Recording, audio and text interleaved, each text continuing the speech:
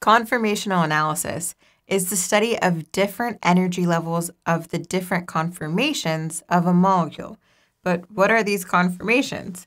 So specifically, when we're talking about conformations or different conformations of a molecule, we are referring to different 3D arrangements or structural arrangements of the same exact molecule. So it should sound familiar. We kind of went over something like this already, where it's like isomers, where they have the same chemical formula, but they have different structures.